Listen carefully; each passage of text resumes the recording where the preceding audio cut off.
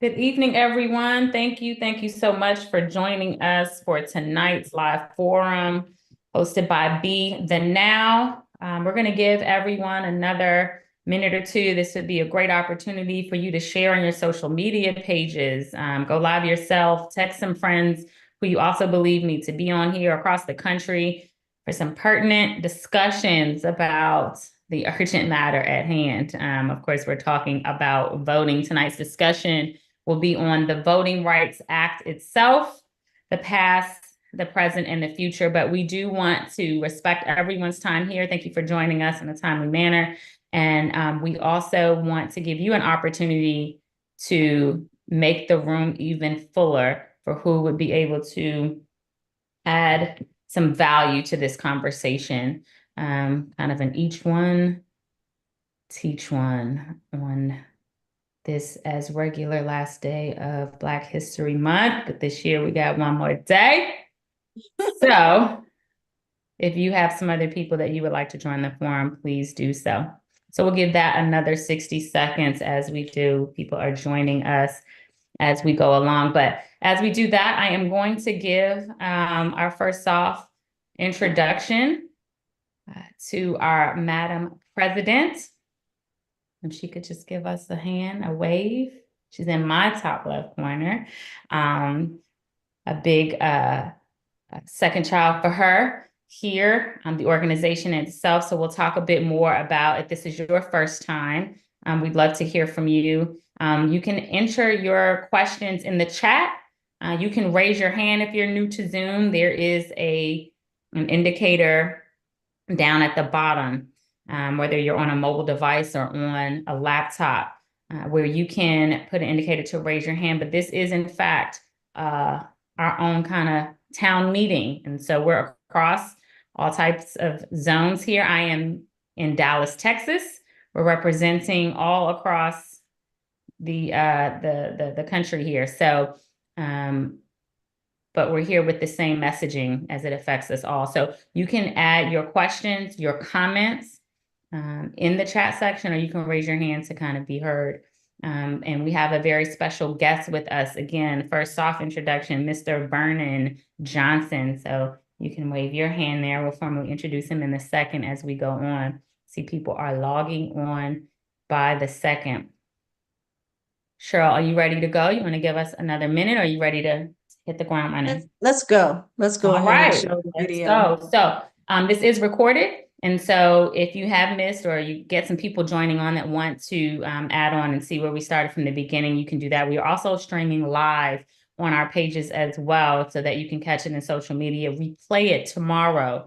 Follow us on our social media channels at Be The Now on every social media, so that you can stay informed and stay educated with pertinent information, and also be the conduits for other people who might need to be educated as well, which is a big theme of what we do at Be The Now. And so welcome, welcome, welcome to our series. This is our series that we've been doing for quite a few years now, and we're just as passionate as we ever have been with this topic, the Voting Rights Act, which we believe is the huge predecessor to people's enthusiasm or lack thereof to voting. And so that's what we want to get down to tonight. So I am going to hand it over to our illustrious president, CEO, founder, all of the things, Ms. Cheryl Neal.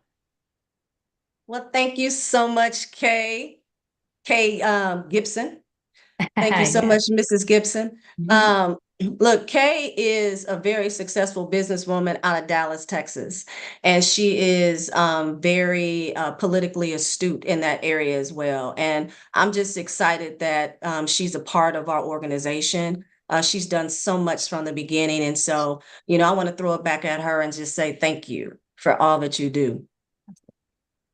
Well, welcome everybody. Welcome, welcome, welcome. Thank you for joining us this evening. We are extremely excited.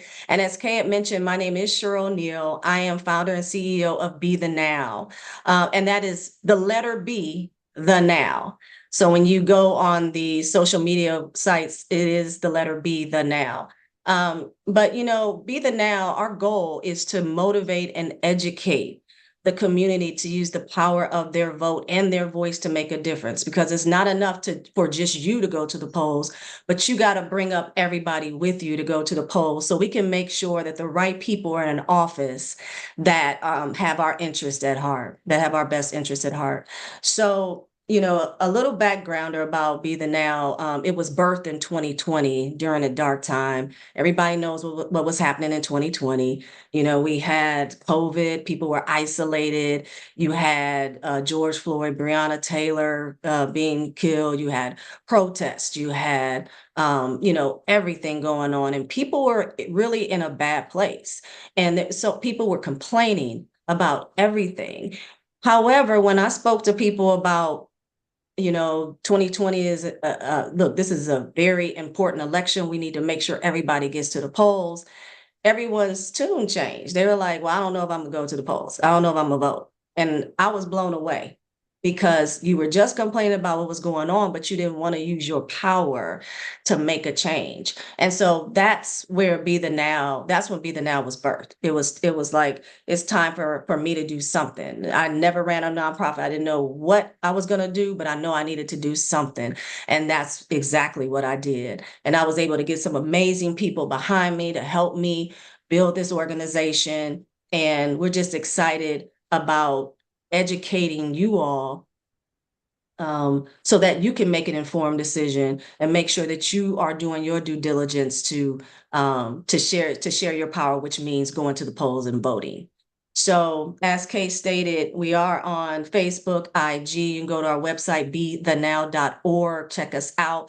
You can, when you go to the site, you can check your voter registration. You can find out more information about what we're doing in the coming months. We have more forums like this every month, as well as we have a youth summit coming up in the summer.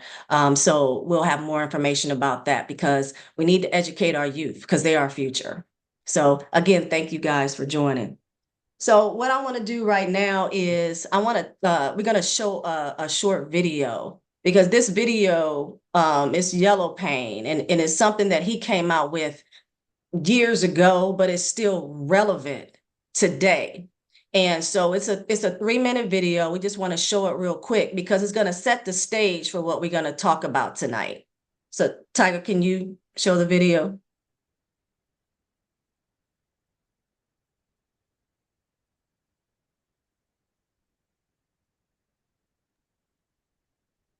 Video coming right up.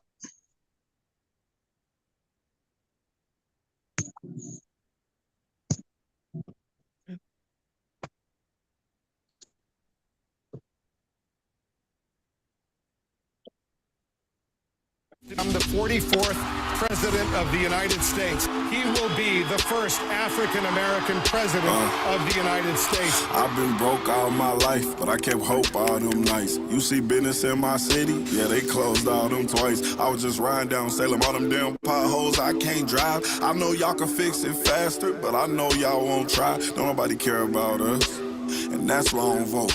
Voted for Obama back in 2012. I remember that's when I had hope. He was saying, yes, we can. And everybody got less food stamps. And when I turned 21, I was still broke. I'd never vote again. I don't think I ever had a president make my life better. Did it all on my own. Ain't no politician ever do a nice gesture. I don't even know the mayor's name. I ain't never seen her one time ever. Tell me how she gonna help the city. What I'm supposed to do, write letters? What I'm supposed to do, blame Trump? He ain't never really gave a ain't nobody raised minimum wage. None of these jobs pay enough. I think they just want to keep us broke, cause they ain't putting none in place for us. This how all my people feel, but we gotta learn. We complained enough. Let me change it up.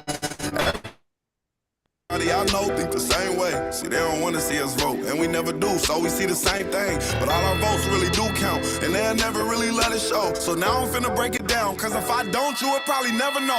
First thing first, you know back in middle school when they taught us, it was 3 branches of the government. We forgot it when we got older. It's the judicial, the legislative, and executive. But all we know is the executive. That's the mayor, or the governor, and the president. Now none of them 3 people make no laws, they just be checking them. The laws come to their desk and all they do is say no or yes to it. So when the news station tried to tell us that Barack Obama couldn't put us on, we was all salty at Obama when it was the Congress members all along. We gotta focus on the legislative branch, yeah, they the ones that make the laws. Yeah, they the ones write how much food stamp money you get on the card. But when people that wanted to help us probably lost. Cause we ain't even know their name, we ain't know their face, we ain't know it all. So the Congress or the State House, that's legislative, they make laws. So what we want from the president is what they do, okay? Y'all see their election every 2 years, but we don't never even go to those. The Congress, they can raise minimum wage, but we ain't even really know it though. So you know how back in 08, when we all voted for Obama, we was all supposed to go back in 2010 and vote for the Congress. Cause they the ones make child support laws. They the ones choose if your kids at school get to eat steak or corn dogs. The State House make the court costs. So if the country failed, then you can't say it's them, it's your fault. Cause y'all ain't know to vote for Congress members that was for y'all. And they don't gotta leave after 4 years, and we just let them sit. See, they don't want to tell you this, they want you to focus on the president. Now the third branch is the judicial, that's judges. They the reason why John Crawford and Trayvon, they had justice. So when Meek Mill got locked blame the judge and not the city when they let her get voted in, cause they ain't know who to vote against. Imagine life on the other side. Roads better, schools better, everybody get their license back. Grocery store food better, custody of your kids back. Homeless people get new shelters. If we gon' fix the US, we gotta start with them 2 letters, me and you. Somebody told us that the government wanna keep us broke, but the only reason why those people in the government is cause we ain't vote. And I ain't talking about the president, I'm talking about the ones we ain't know. See, they was gonna try to keep it low, but it's gonna hurt them when they see the polls. Every time you stay home, someone is making a decision about you, making decisions about the air you breathe, the water you drink, the food your kids eat, and how much money you bring home every 2 weeks. So every time you sit out an election, every time you don't show up because you think it doesn't matter, someone else is happy that you didn't show up, so they can make that decision for you. Vote.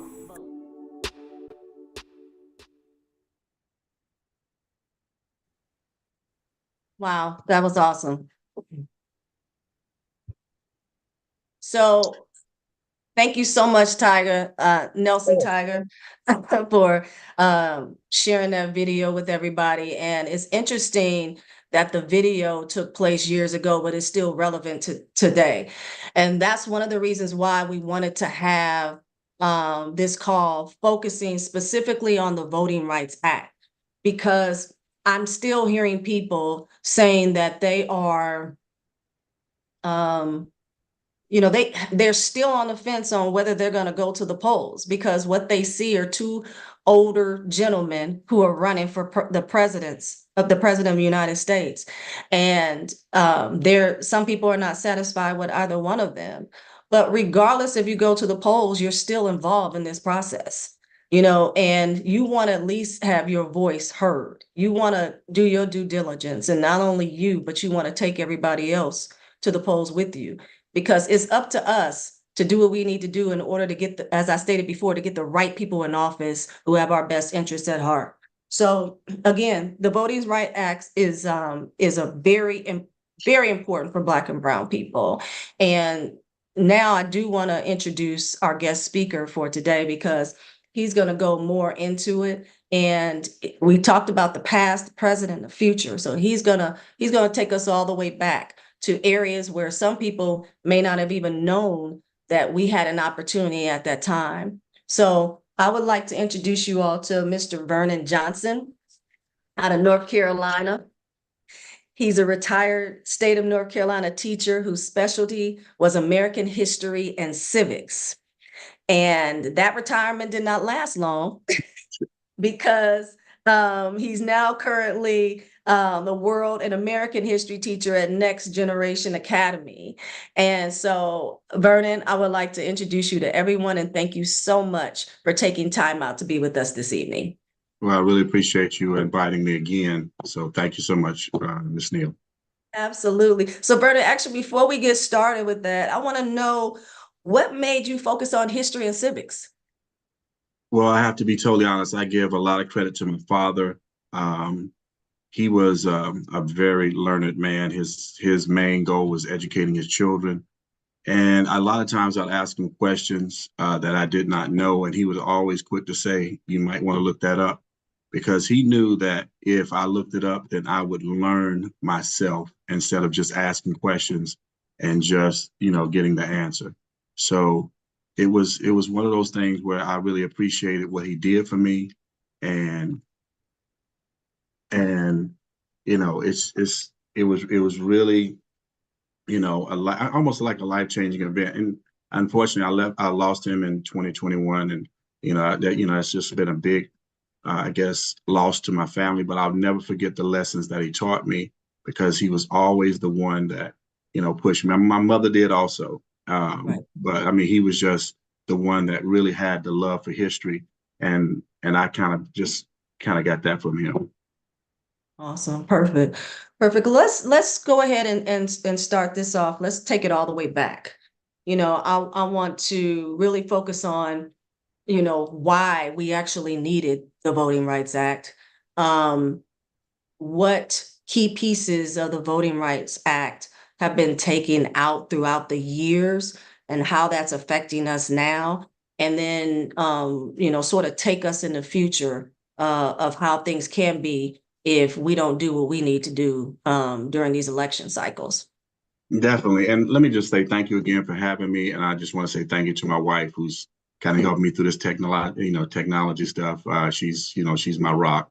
And, just thank everyone who's joined tonight. But, before I start talking really about the Voting Rights Act and the history that this country's had with voting rights, I just want to pose this question to everyone. And I want you to really think about it.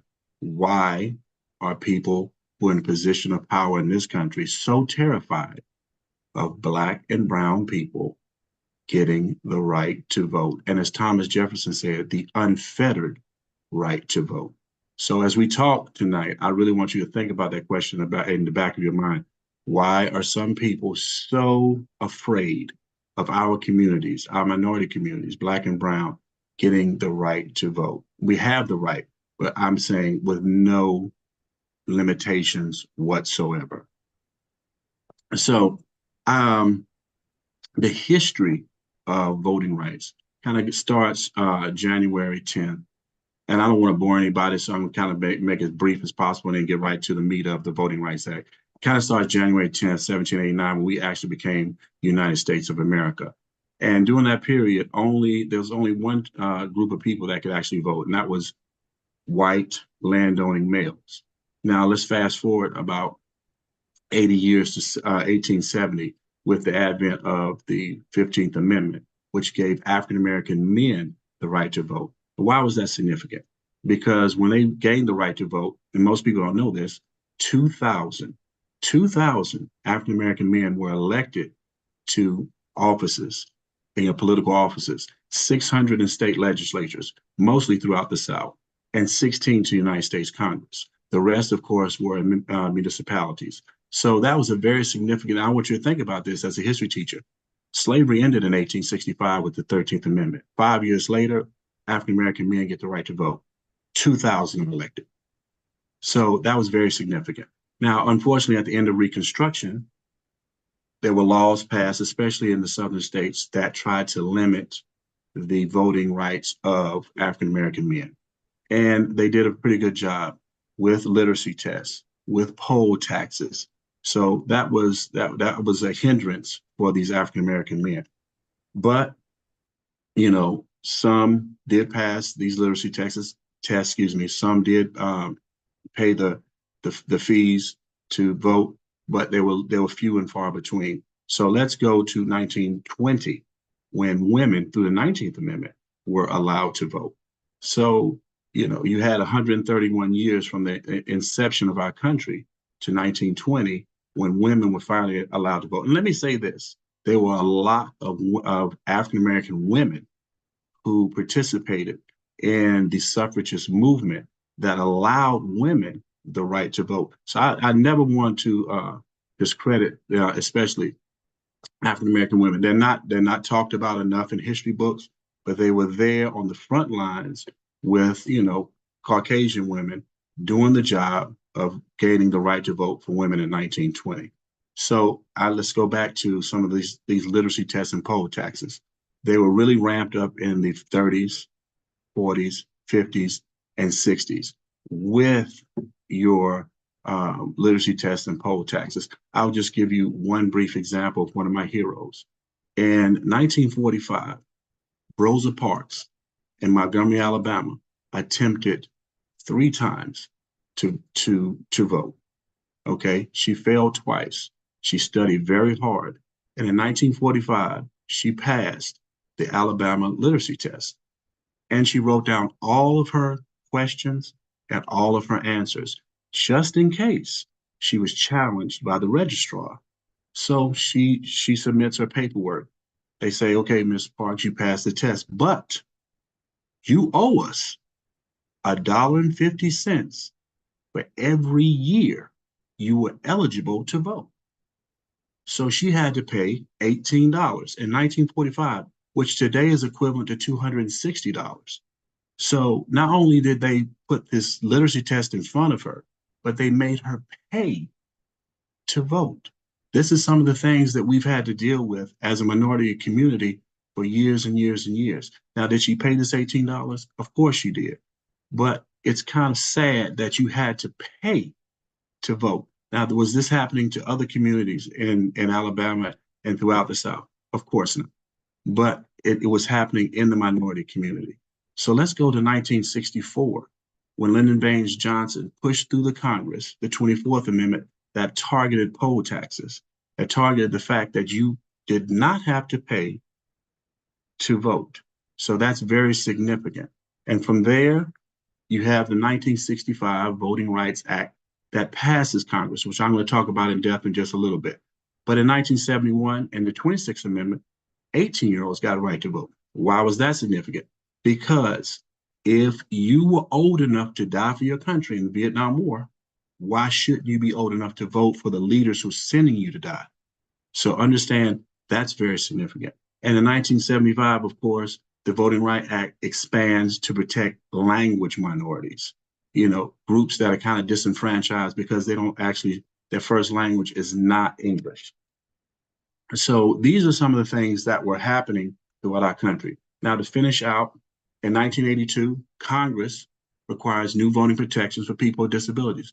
That's very important because at times people with disabilities were marginalized. You know, they didn't have access to the polls like we do. They could not walk into any type of precinct and just vote without a ramp. Sometimes, you know, they needed, help from their car. And now we have the ability to actually, and well, I can speak for North Carolina, that they can actually come out to the car and vote from their own car if they're disabled. So that was a very significant act. And of course, I have to really talk about the 1993 Motor Voter Becomes the Law Act, which actually you go to get your license and you can register to vote. Why is this it kind of hits home to me for this one reason. When I was teaching 8th grade years ago, North Carolina allowed 8th graders to actually register to vote prior to their 18th birthday. So that means that when you actually went and got your license, and 2 years later, you automatically got, you're registered to vote. The legislature in North Carolina did away with that. Now I'm asking myself as a teacher, why are you trying to limit young people the right to vote? You should be encouraging them to vote. So it always kind of left a bad feeling in my heart that the legislature of North Carolina did not support young people getting the right to vote quickly. Now, of course, they could not stop them from registering, but when you turn 18 years old, you get that automatically. And in 2002, Congress passes the Help America Vote Act, which was basically replacing old machines. Now, I know in Georgia, I think it was when I'm so sorry I'm forgetting the wonderful lady that should be your governor. I know like a lot of times that machines were not. Stacey Abrams. Thank you, Miss Abrams. Mm-hmm. Miss Abrams. That's I okay. apologize. But I know I watched the documentary and there were long lines, especially in minority communities, throughout Georgia. Why? Because the machines apparently broke down, were not working, and it was just inexcusable. So this 2002 Act should have taken care of that, but unfortunately it did not. Now, I'm going to just kind of fast forward to the 1965 Voting Rights Bill. It was actually passed on the blood of Black people. And I can't say it any different from that. From the march through the Edmund Pettus Bridge, where so many African Americans were beaten and some lost their lives, that our parents, our grandparents went through what we did not have to go through to get the right to vote that was unfettered, just to go there and just vote and express your opinion on the candidate of your choice. That is, I know that seems like, a foregone conclusion to some people, but to them, it was pretty much their lifeblood because they had never really experienced that. So some of them gave their lives for that. And that we or myself, we just can't repay. So the Voting Rights Act, I want to really focus on two pieces of this, which have been attacked by the Supreme Court. The first one is Section 5, which is pre-clearance. And if anybody doesn't know what pre-clearance means, it means that if you are from an area that has historically discriminated against minorities, then before they can actually pass laws to limit your vote, like in North Carolina, when I go vote Friday in early voting, I have to show my driver's license, which I think is a poll tax. That's my personal opinion. But in this Section 5, it actually allows the Justice Department to clear whether or not this law is just or unjust. Now, this section has been attacked in the Supreme Court by numerous conservative groups who, and let's go back to that first question, who are terrified, in my estimation, of Black and brown people getting the unfettered, the just total right to vote without any restrictions. That's what pretty much unfettered means. No restrictions. I should not have to show my driver's license. I know some people are maybe on this call and say, well, Mr. Johnson, I don't think that's a big deal about showing your driver's license. I do, because there only have been 3 or 4 documented voter fraud cases in the state of North Carolina since the 2020 election. 3 or 4, but you're allowing this poll tax to happen. Let's talk about the next section, Section 2, which allows you or I to sue if you feel that you have been unjustly treated at a voting site, or you've been denied your right to vote for whatever reason. So those two are very big. Section 2 and Section 5. I'm sorry. It is, I'm totally sorry, pre-clearance. I apologize. And the right to sue if you feel that you have been discriminated against. Now, both of these sections have been seriously under attack in the Supreme Court. And I'll go to the first one. In 2013, Shelby versus Holder eliminated the use for pre-clearance or permission to change voting laws. And in 2021, Brnovich versus the Democratic National Committee made it harder for you or I to bring lawsuits against those who may be discriminating against you. Now, once again, why these are important? Because you're trying to stop what happened to Rosa Parks.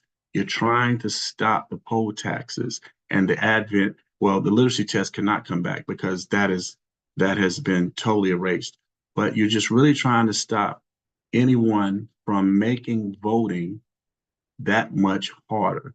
And, it's sad that this country, this experiment in democracy, as I call it, would do that, because if we really believe in the foundations of the framers of the Constitution, then we should let anybody have the right to vote that is of age and does not have a certain criminal record. And that's another story. I mean, that's a whole nother conversation we could have at another time, how convicted felons should get the right to vote at the time when they have made amends for whatever crime they have committed. But I just really want to focus on that. Now, in 2021, one of my heroes, John Lewis, and I have to be honest with you, he's my fraternity brother. He tried to push the Voting Rights Act to be renewed. Now, I'm sorry, I'm going a little bit too fast. The Voting Rights Act was actually renewed in 2006 by President Bush, but it was renewed for only 25 years. So in 2021, it was up for renewal again. So John Lewis tried to renew this act again. And unfortunately, it passed through the House of Representatives. But unfortunately, the Republican-controlled Senate filibustered and did not allow it to come to the floor for a vote. So actually it was ended. So actually right now in 2024, the Voting Rights Act of 1965 has not been renewed and is being attacked on a consistent basis in the Supreme Court and other courts. Now, I have to make something very clear to everyone on the Zoom call. There are parts of the Voting Rights Act that can expire, and that is the preclearance, and that is the assignment of federal examiners and poll watchers, and unfortunately, bilingual voting materials. But things that cannot expire, that cannot be taken away from this Voting Rights Act, are tests, like literacy tests, like the denial, just because you're African American or Latino, they cannot deny you because of that. They cannot take away voter assistance for the disabled. They cannot take away court-appointed federal examiners. And they cannot take away the absentee ballot for presidential elections. So those things cannot be touched in the 1965 Voting Rights Bill. But the things that we really need to worry about is that the preclearance, of course, and the right to sue if you feel you've been discriminated against. So as a people, and of course, as your wonderful organization, Be the Now, I think that we need to galvanize and, of course, sometimes use the court system to fight for, for the voting rights that we have. I often told people in 2016, when the election was between Hillary Clinton and Donald Trump, I said, this election is really not about Hillary Clinton and Donald Trump. This is about the Supreme Court. And if you look at what has happened, when Donald Trump was elected, he installed 3 conservative justices to the Supreme Court. And that has made a profound effect, not only in voting, but on our society. So, I agree with the gentleman that did the music video. Yes, at times the president has little effect on your life. The mayor, the governor, but it's the local officials, it's the legislature, it's the people that run for your state offices, like Mr. Jackson is on this call. It's the people that run for your state senate that really have a more profound effect on your life. And I have to, as a history teacher, I have to say, I agree with the former Speaker of the House, Tip O'Neill. All politics is local. And I'm sorry for my bad English, but that's what he said. All politics is local. If you really want to make a change in your community, I understand that we have a presidential election coming up in 2024, but there are other people on the ballot. They're judges, they're council members, they're state senators, they're state representatives, people that can make a difference in your life. And when I say life, the quality of life that you may want for you and your children. So the Voting Rights Act was a profound bill for African Americans, especially in 1965, but still today in 2024, it's still a profound bill. And I will share 2 statements from 2 representatives from North Carolina that I have a huge respect for. One is the first and only African American mayor of Greensboro. The Honorable Yvonne Johnson said, the Voting Rights Act should be reinstated. Just because it's 2024 does not mean that things can go back to the way they once were. She also said that America is a nation of freedom, and if we don't honor that freedom, then the DNA of America is skewed. And finally, from Representative Amos Quick, I'm sorry. And finally, from Representative Amos Quick, I called him last night and I asked him about the Voting Rights Act, and he said never in his lifetime has the threat of voting rights been so real. And he also said that none of us should take voting for granted. So, Ms. Neal, I hope that I was somewhat informative. I'm here for any questions. I'm here for any open dialogue, but I really hope that I kind of enlighten some people in these few short minutes. Vernon, you definitely enlightened a lot of people, and I thank you for coming on and sharing that information with us, because that was a huge refresher for a lot of people and new information for a lot of people, because some people didn't even know that Black men were allowed to vote in the 1800s, or that women were allowed to vote in the early 1900s. So that information is important, because I want people to understand that we can get our voting rights taken away. It's that simple. History is cyclical. It's cyclical. So if you understand your history, you can see it happening right in your face. And based on the outcome, if the outcome was good, then you want to continue that. If the outcome was bad, you want to cut it off at the neck to try to send it in a different direction, to make it positive for us. So I definitely appreciate you. If anyone has any questions, please put it in the chat, as we are Ms. here Neal, to answer those questions. Ms. Neal, I think we had one question. I think it was, how do you see the driver's license or the ID? How do you? I think that's going to affect others. I really believe that and especially here in North Carolina, I'm not privy to what, maybe Mr. Jackson can speak to that. I'm not sure of what Georgia's doing, but I know in North Carolina we have to show IDs now, and I think that it's really going to target low income and elderly communities because they don't have the access to get to the DMV office to get a ID, and I think that they will just unfortunately maybe lose that desire to vote because they just don't want to. Either they don't have the means, or they just don't want to spend the time to do it. And if their ID is expired, they're not going to want to get another one if they don't, of course, back to having the means to do it. So I think it's really going to attack two communities. I think it's going to attack the elderly community. And I think it's going to attack the low income. Now, in North Carolina, you do have an opportunity to get a free ID, but you still have to make it to the Department of Motor Vehicles. And if you don't have that,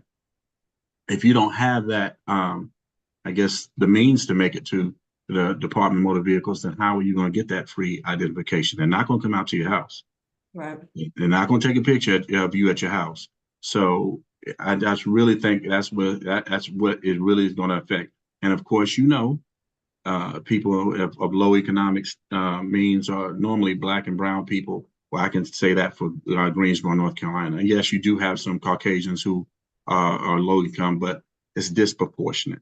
So that's my answer to that question. Okay. So I do want Representative Derek Jackson. He's in District 68. That's the South Fulton, Fayette area. I do want him to actually answer that question from a Georgia perspective. Can you restate the question? Cheryl? It had something to do, and I can't say it, about the driver's license. Before once you get your driver's license renewed, you were automatically registered. Say that again. Voter ID, Representative Jackson, just voter ID. Okay. Yeah, well, I think it's a great question. As a matter of fact, to Mr. Johnson's point, when the Section 5, that pre-clearance was removed back in July of 2013, we witnessed 48 states passing voter suppression laws. 48 out of 50 states. Soon as they removed that pre-clearance, and one of those things that we discovered in Georgia, Senate Bill 202, also to Mr. Johnson's point, in there they talked about voter ID. They talked about exact match. There are many ways you can spell. I'm gonna use my first name as an example. The way you can spell Derek. You can spell Derek Derrick. You can spell Derek Derek. You can get really, creative. And so if your voter ID is not an exact match, then they will have you do a provisional ballot. Well, the dirty truth about provisional ballots, as you well know, Cheryl, if you don't come back within 72 hours, 3 days, to prove your position on why you should vote and provide some documentation, that provisional ballot is not counted, right? And so the other reason why the whole voter ID was another issue, because I know Beat It Now is nonpartisan, but let me just say, the folks who want to limit folks from voting, they started using words like illegal aliens, non-citizens, migrants. And so we don't want nobody else to vote unless you are an American. And so we were very clear on what type of forms of IDs that will be considered legal, right? Driver license one, a passport is another. I think the answer, the backside of the question is this: right now, as we speak, in the state of Georgia, they want to remove the automatic registration. The way it stands right now, if you have a driver license and you're 17 years of age, when you turn 18, you are automatically registered to vote. There is a bill that we're fighting right here in Georgia. Those who want to remove that automatic registration provision away, because now they're saying you have to go and opt in. Well, the likelihood of somebody opting in is 9 times out of 10. If you get your driver license in the mail, the way we can do it now, you're not thinking about voting, right? Voting may be 5, 6, 7, 8 months away. The other reason why that could very well hurt us, and I'm sure North Carolina, Mr. Johnson, you can share some light to this. But in Georgia, if you take a young professional, 30 years of age, moving from one state to another, when they get here, you have 30 days to get a Georgia driver license. And when you get a Georgia driver license, automatically you can start driving. But as it stands right now, you are automatically registered. So when that young professional moves from one state to another, they got to relocate. They're thinking about getting their children in school, moving all their furniture and housing. They're not thinking about voting.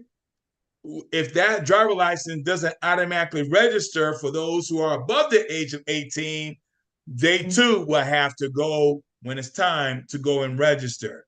Instead of, as it stands right now, you're 30 years of age, you're moving from one state to another, you get a driver license, you are automatically registered. And so they're playing games, with the voter ID. They keep chipping away since that Section 5 of that pre-clearance provision that Mr. Johnson's referenced earlier. And these 48 states, 48, continue to chip away every year, every legislative session, on who can vote and who cannot vote. Thank you for that, Derek. Great information. But you guys, I'm telling you, there is what do they say, Derek? If someone is trying to prevent you with everything that they have from you to do something, it is extremely important. And that's something I'm trying to get everybody on this call to understand. If there's, for the people who are going to the polls and they are doing their due diligence, to just, you got to do a little research to find out who's that person for you. That's great. So now you need to share that with other people. For those who are on the fence of voting, hopefully this is getting you over the fence, over that hump, to say, okay, I definitely need to get to the polls. And for those who are saying that, I'm not going to vote. I'm not, it's not sexy. The people who are running for these positions, I'm just not feeling them. you guys, regardless if you do or if you don't, you are a part of this process. And if you don't vote, then that means that's a vote for somebody that could affect you and your family. So everybody has to exercise their right and to use their voice as well. Do we have any other questions? Yes, ma'am. I think Rodney has a question. He said that hears that the John Lewis Voting Rights Act is going to the Senate tomorrow. I honestly believe it will probably pass the Senate, even if it's close to a tie, even with the independents we have in the Senate. I do not feel it will pass the House of Representatives. So Vernon, real quick, just tell us what that means. I do. Just break that down. Yeah, okay, I'll break that down for you with the legislative branch. If it's, I think the Democrats have a 51-49 voting advantage. That means there's 51 Democrats. Well, I think a few are independent, like Bernie Sanders and the senator out of Arizona, Salima. I think I may be mispronouncing the last name. So I know there are at least 2 independents, but they normally vote for the Democrats.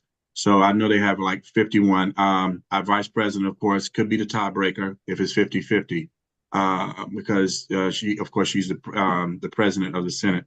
So I really believe that it will pass the Senate. That's my guess.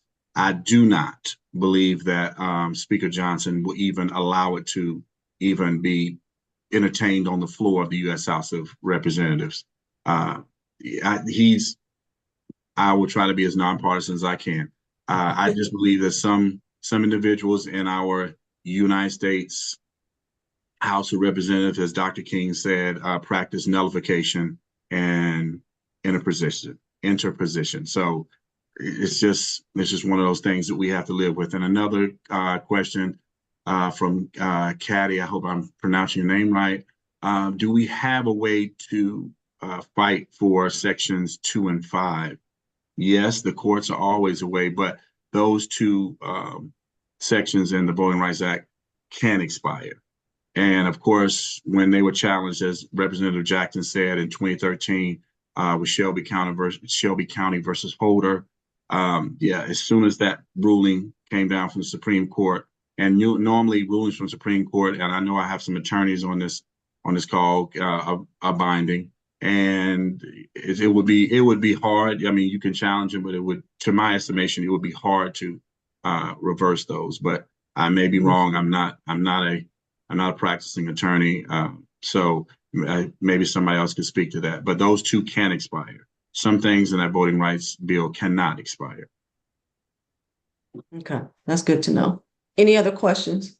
Cheryl, if I could. To Mr. Johnson's point about the John Lewis Voting Rights Act, the reason why the House will not pass it, because the John Lewis Voting Rights Act is the remedy for a lot of the ills that we are experiencing. Exactly. And let me say this for those who are sitting on the back pews in the church. The John Lewis Voting Rights Act will be the remedy of the ills that we are experiencing. And then there's another bill too, for the people bill, which deals with gerrymandering. And so you have these 2 bookends, the John Lewis Voting Rights Act, for our audience tonight, will be the remedy to make sure that we restore the pre-clearance. So that way, these states who thus far, these last 10 years, been chipping away the Voting Rights Act that has been described, into the detail of that Mr. Johnson's presentation. It will restore the pre-clearance. It will do away with the every 25 years reauthorization. Right? I mean, because I'm gonna call balls and strikes here.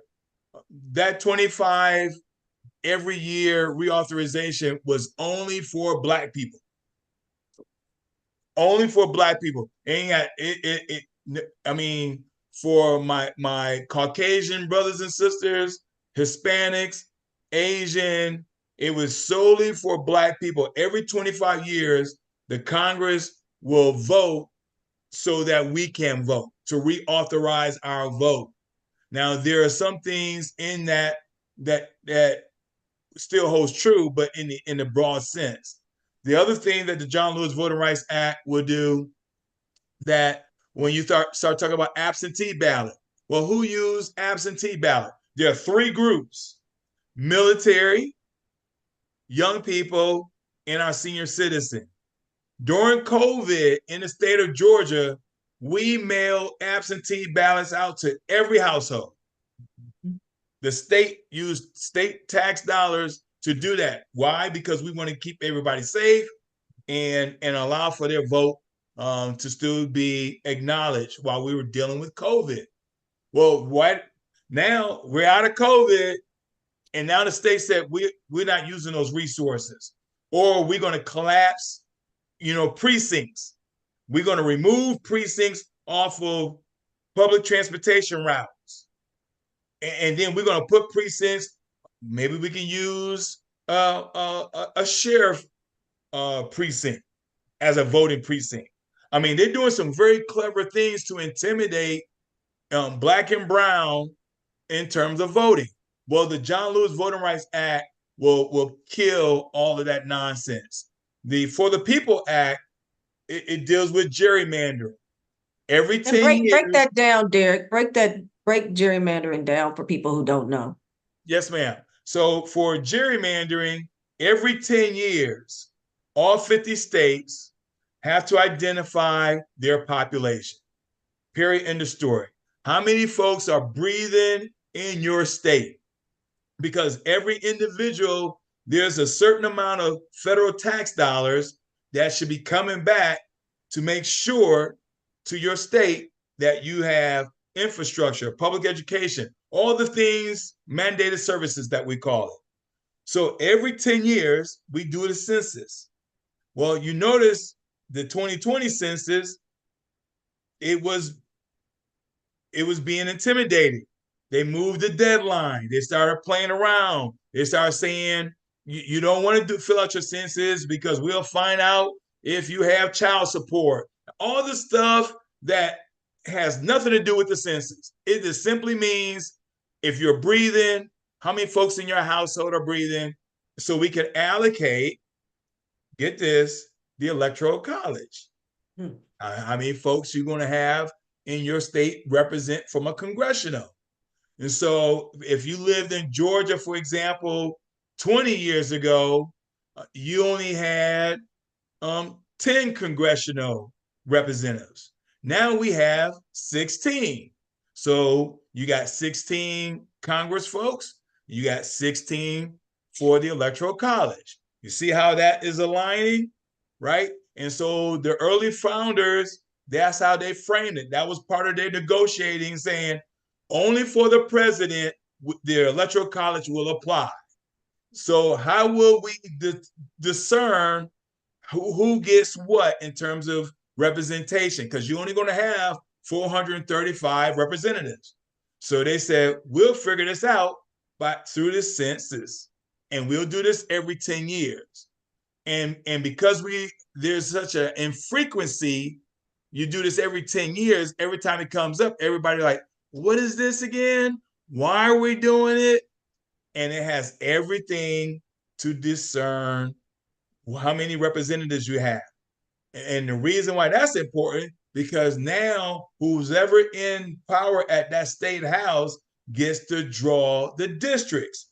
You get to draw the congressional districts, you get to draw the state house districts, and you get to draw the state senate districts. And and those who are in power tend to draw the maps to keep themselves in power. Wow. Exactly. And I will give you one example in North Carolina. North Carolina A&T State University has almost 12,000 students. The Republican controlled legislature on both sides, Senate and House of Representatives, drew a line straight through the campus to dissolve that power, that voting block power that those students had. So one section of the students votes in one district, another state. It just depends on where you live. And they vote on another one. That I cannot tell you is the epitome of gerrymandering. That's happening throughout all of Georgia. Yes. And okay, you're about to say something? Yeah, I know. I'm noticing that we're actually coming in on an hour just that fast. And so we may just have to get into a part 2 of this. Please throw in the chat. I know how many of you have said how informative it is and how great if we need to do a part 2. I wanted to get to a question to kind of start to round this up if from Mr. Rodney Neal. And I have a bit of a subset there. Since we are in early 2024, he says, what are steps 1, 2, and 3 right now? As we often say here, a lot of the times the choir is online. Not that we don't need the message, but what are the ways that we can get this out even more? I think, again, the video is an ode to a few things. That one, many people just need to be educated, whether you knew it in middle school and forgot it, or you never understood it, or you don't, you didn't take time to learn it. Whatever the reasons, we do believe it's a cornerstone of what we do here at Be The Now is that education and just being informed is a big part of all of the myths and the fallacies and the false narratives that people have about their vote counting. So, but the biggest thing that we want to do is be able to take action. We want to figure out how can we minister and get more in, right? So from Mr. Neal's question of what you believe the steps would be to kind of get this moving, I want to also tie in the youth and you having a front line. You know, as a former educator, I know how malleable their minds can be and how sometimes stubborn and set their minds can be. But what are you seeing are their resistance? Do you see the resistance as much in that population, in that generation? And if so, what is it that we can be doing, again, the steps 1, 2, and 3, to bring them back in the loop and help us partner with us in this charge and kind of change that tide as they get to the polls and go beyond to be leading the forces? Mm-hmm. Are you talking to Representative Jackson or myself, ma'am? I'm sorry. No, I'm sorry. I said Professor Johnson. That's my lovely wife. But thank you. Yeah, I can answer. That's my lovely wife. But I think we need to be very vigilant with the youth. I think as was said at the beginning of this program, each one teach one. One thing I do impart in a lot of my classes, and I tell them this almost day one. I say, if you don't learn anything else in my class through American history, world history, or civics, I want you to learn this. And when you leave my class, I hope I have really taught you to be, one, a responsible citizen of the United States. And what does that mean? That means that, one, yes, you pay your taxes, but two, you vote. And when you vote, you vote for what you feel is best for your community. And I'm really big on citizen responsibility in my classes, because I think some of the youth don't see how voting for, and I hate to say this, but an 81-year-old man and a 78-year-old man will have any effect on them. I did a little research. Most millennials and Gen Xers are really concerned about the economy. 39% are concerned about the economy. 16% are concerned about abortion. Then the other 11% are concerned about student debt. So I don't really, those things are important to them. As somebody who's actually retired and a little bit older, yes, the economy is really big for me, but I don't really concern myself with student debt. I think abortion rights, that's a topic for another conversation, but it should be talked about, and it is important. But for the young, I think we just really, really, really need to impress upon them that they didn't get here. They didn't get just a free pass in 2024. There are a lot of people who struggled, who had to sacrifice for them to get some of these freedoms and these rights that they now kind of take for granted. I recently took my students to the International Civil Rights Museum in downtown Greensboro, and a lot of them didn't even realize that these things happened in the 60s. They walked through the Hall of Shame, where it shows very graphic pictures of civil rights protesters getting abused and beaten and bloody. And I said, yes, this is what individuals like your grandparents and your great-grandparents had to go through, so you can have the rights and privileges that you enjoy and don't even think about. So what you need to do is you really need to think, and I tell them this on a daily basis, you really think, how can you better your community and better yourself? And we just really need to, really impress upon the youth. And it may take one at a time, because some are going to be a little hesitant to do anything. But that's also with college students, the ones I just talked about, the ones that are worried about student debt. They may not be worried about other things, but we need to just take them one at a time and say, you know what, this is important. This can affect your future. I kind of tell my daughter that at times. I said, your generation, before you know it, is going to be running this country, and you got to be prepared. But in order to be prepared, you got to be active, and you got to be involved, and that's very important.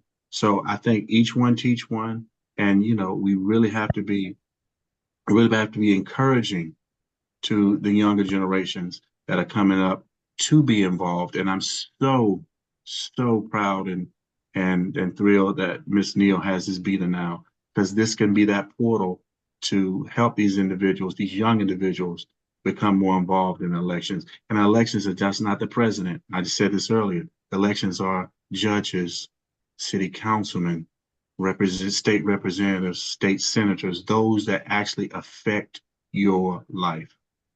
And Mr. Johnson, that's a great question. And we're going to see if we have a few more. This is a great opportunity to put in your last comments, your last questions. I think there was an answer to one of the questions about where to find out local level information on ballots. I will get the link to that video from Yellow Pain, My Vote Don't Count. A great follow-up question is, this kind of started off, Ms. Neal alluded to this, Mr. Jackson, Mr. Johnson, anyone who'd like to answer. I see two people and I want neither of them, so I'm not voting. Yeah. Your response? Yeah. So I'm glad. If I could, Madam CEO.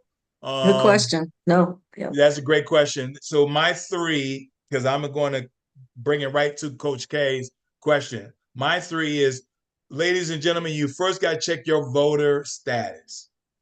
You can do that today. If you are, I know we got folks here in Georgia, North Carolina, Texas, Tennessee, Chicago, Illinois, but every state, you go to your Secretary of State and you can check your voter status. Here in Georgia, it's mvp.sos.ga.gov.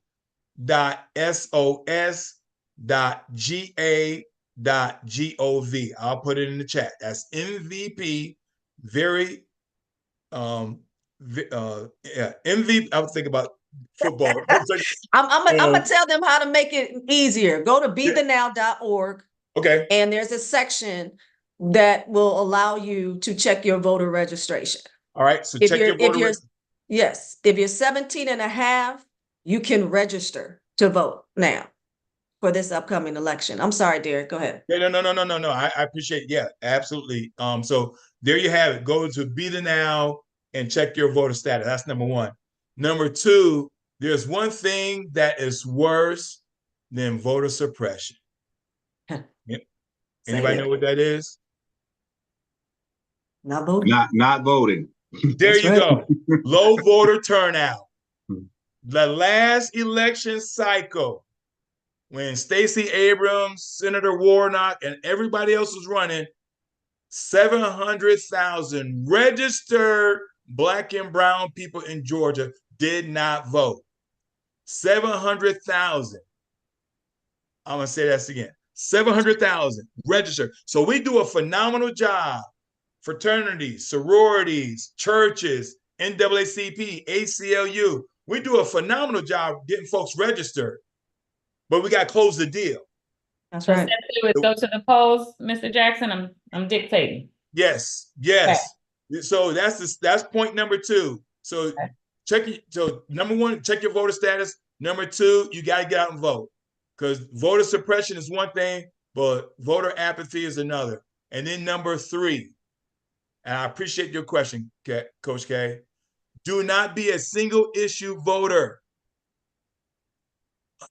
Do not be a single issue voter.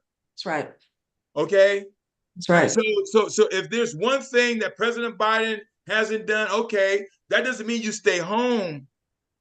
Because what about the other 99 things he has done? Right? And so we cannot be so right now they're using messaging, the opposition using messaging saying, hey, he's old. Well, we knew 4 years ago. I mean, his age didn't change. 78, add 4 is 82. Donald Trump, his age didn't change neither. Right? This is a two-party system. And so it's just you can feel my passion and my anger, right? So we gotta run with the horse that we have, because the alternative, Mr. Johnson, is not good when somebody's saying, I am going to be a dictator.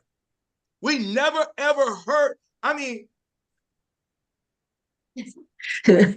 let's bring it back. I understand you. I'm a retired naval officer, y'all. We're gonna bring it back. Tonight. That's another forum. Not tonight. That is another forum. Because you gotta believe them. If they would stand in the middle of Times Square and shoot someone, you gotta believe them. It is literal and it is factual. January 6th proved that to us. Yes, exactly. And People if I also can just go ahead. I'm sorry. I'm gonna add something really quick about what Representative Jackson said. Voter apathy. In 2007, the Honorable Yvonne Johnson was elected the first African American mayor of the city of Greensboro. 2 years later, after Obama goes into office in 2008, huge voter turnout in the African American community. She lost to a man who should never have been mayor of Greensboro. And what she got the next couple of days was, oh, Miss Johnson, I'm so sorry. I thought you had it. Oh, we thought Obama was in office and you had this. No, it's voter apathy. We cannot afford to sit at home in 2024, regardless, as Representative Jackson and my fellow naval person, because I've served in the Navy, has said, we cannot afford, you cannot be a one-issue voter. Go to the polls and vote for who you think is going to be the best for your community. Thank you, Ms. Neal. Yeah, I would just add it's a level of maturity, right? And so you can't take your ball and go home. So I tell my kids, like, you get what you get and you don't throw a fit. So you don't have your particular choice. This is your leg in the race. This is you pass the baton and you find the best of what you have until you get to the next end of the next race. But you just don't say they don't have everything I want, or my person didn't get there. And so I'm not going to come out and play the game until, again, it doesn't work like that. And it quite frankly is sometimes a misunderstanding of how it works, but it most oftentimes is an immaturity of deciding that you're just not going to participate if, you don't get your way. So we definitely have to be cognizant of that and to kind of keep pushing people and holding each other accountable, for that. Coach K, can I say this? I'm sorry. We're in the last day or second to last day of Black History Month. If you go back to Mr. Johnson's opening statements of his presentation tonight, he went back to the 1800s. I want y'all to think about this. Mm-hmm. And so our ancestors found a way even after Reconstruction. Now we have the ability to mobilize. Like tonight, we're in multiple states tonight, Cheryl. And so there's no reason, there are no excuses. We are the answer to our ancestors' prayers. Absolutely. We have the ability to do the things they could not do. They sacrificed and gave their life so we can vote.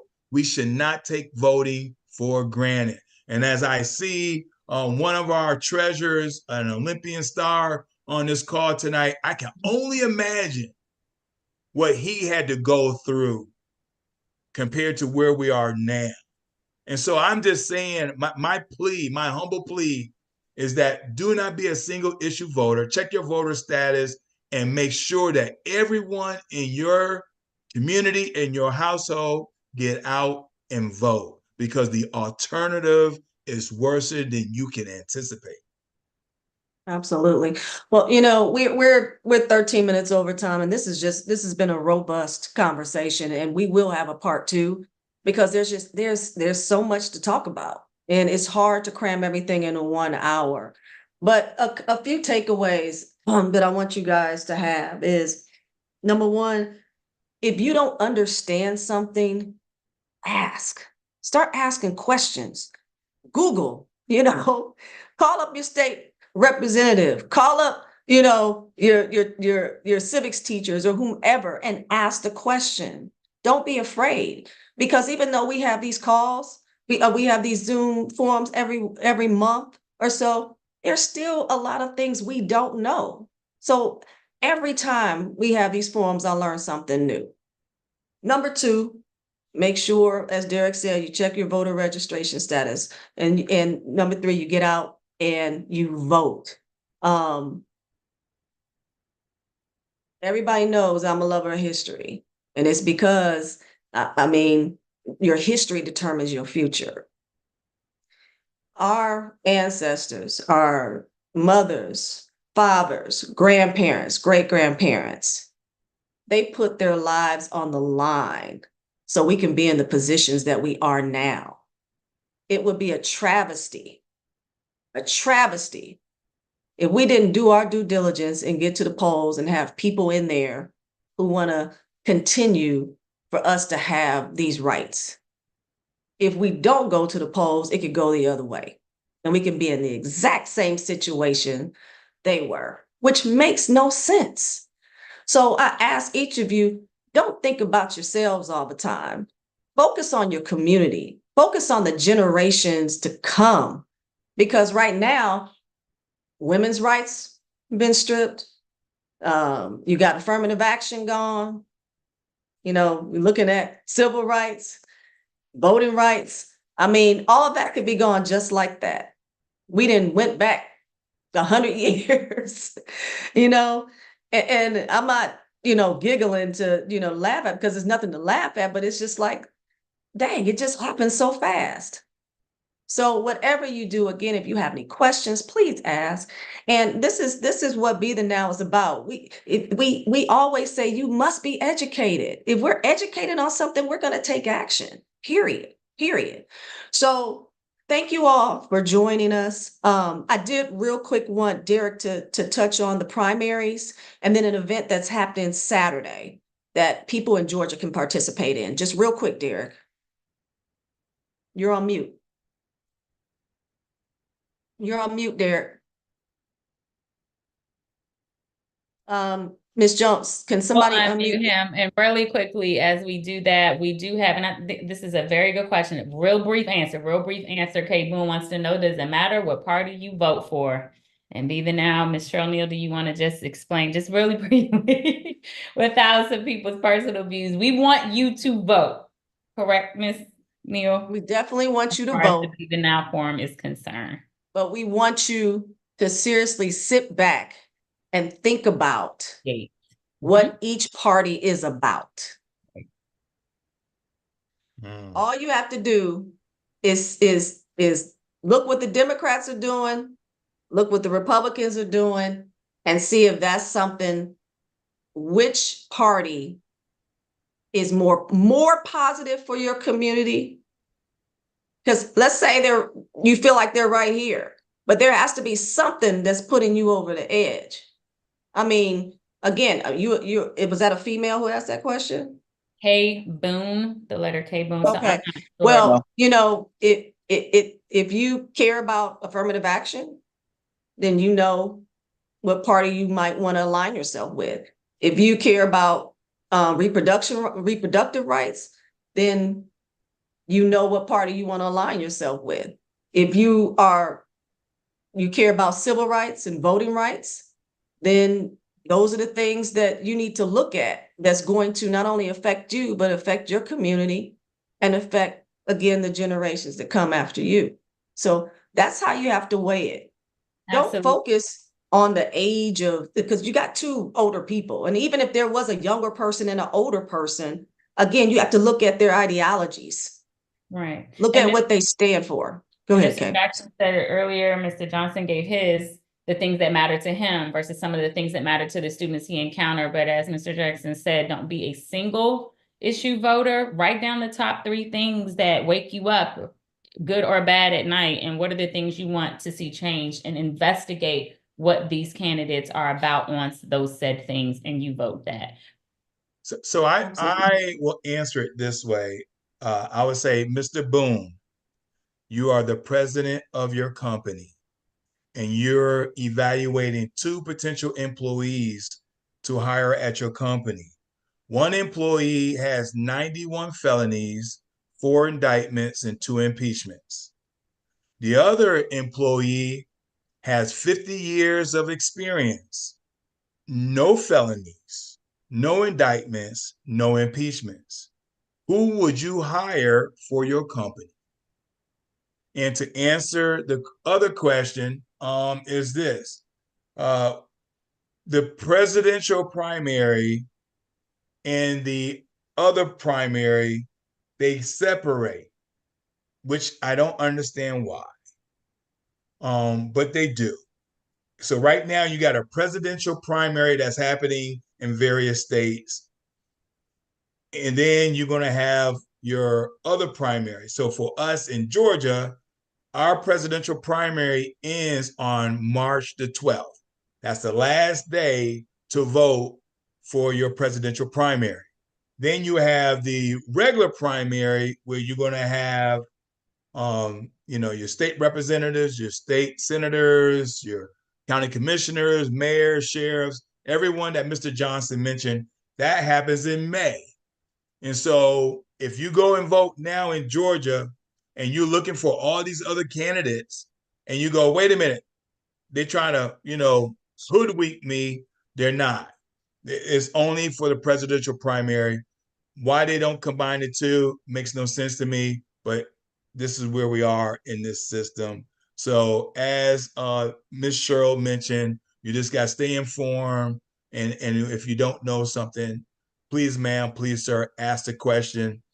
And then the second part, March the 2nd here in Georgia, actually it's across the United States.